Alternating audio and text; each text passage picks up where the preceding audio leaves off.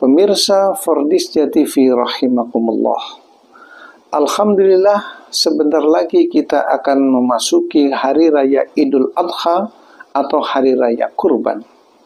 Maka pada Hari Raya Idul Kurban itu kita diperintahkan oleh Allah Subhanahu wa Ta'ala untuk menyelenggarakan penyembelihan hewan kurban. Marilah kita pelajari secara singkat sejarah di syariatnya kurban pada masa Nabiullah Ibrahim alaihissalam.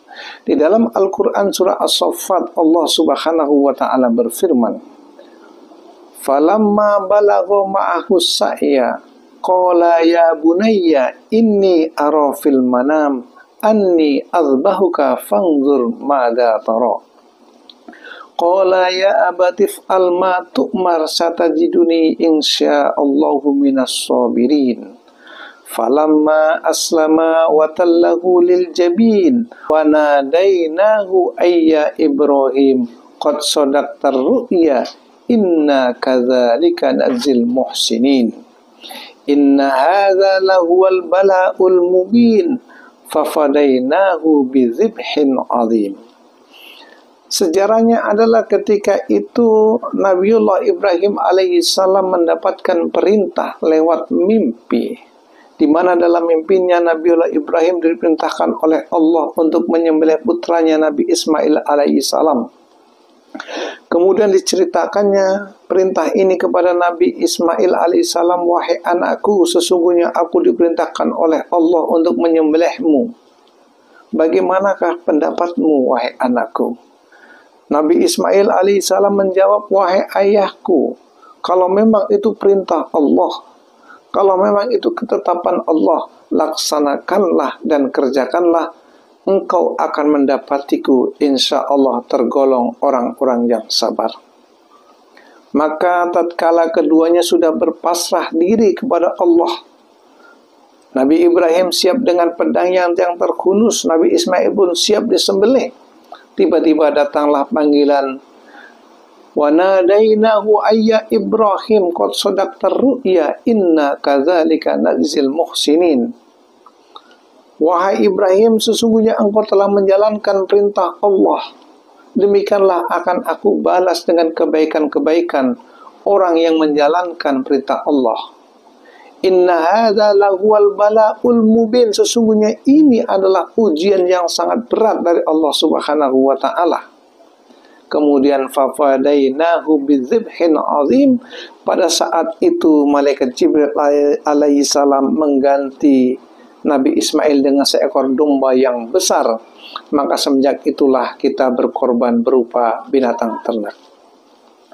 Maka dalam kisah diperintahkannya ibadah kurban yang singkat ini mengandung beberapa pelajaran. Pelajaran yang pertama adalah besar dan tingginya keyakinan tauhid Nabi Ibrahim alaihissalam.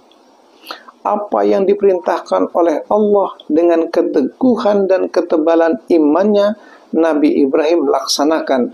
Demikian juga anaknya Nabi Ismail alaihissalam dan istrinya Siti Hajar memiliki kekuatan yang teguh, laksanakan keyakinannya karena itu perintah Allah Subhanahu wa Ta'ala, meskipun anaknya sendiri yang harus disembelih atau menjadi korban.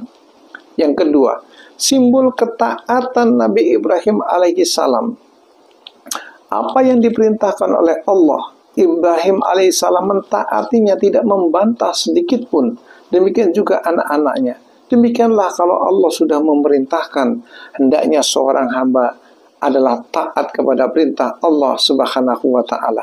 Karena sesungguhnya ketaatan itulah yang akan diterima oleh Allah Subhanahu wa Ta'ala, bukan daging dan darah kurbannya. La yanalallaha luhumuha wala dima'uha walakin yanaluhu taqwa minkum.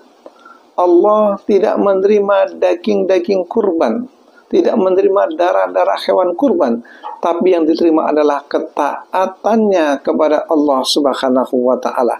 Maka tetesan darah sebelum sampai ke dalam tanah, Allah telah menerima ketakwaan kita karena menjalankan perintah Allah, yaitu penyembelihan hewan kurban. Diperintahkan kepada kita untuk memiliki jiwa sosial kepada masyarakat yang berada di sekeliling kita. Bagi orang-orang yang memiliki kelebihan harta, khususnya mampu membeli hewan kurban pada hari raya Idul Adha untuk disembelih, daging-dagingnya dibagikan kepada orang-orang fakir miskin dan yang berada di sekeliling kita. Orang-orang yang mampu ikut berbagi kepada mereka. Inilah pelajaran yang kedua. Dan pelajaran yang ketiga yang Allah berikan lewat perintah kurban ini adalah satu amalan yang sangat istimewa di hari raya Idul Kurban adalah menyembelih hewan kurban.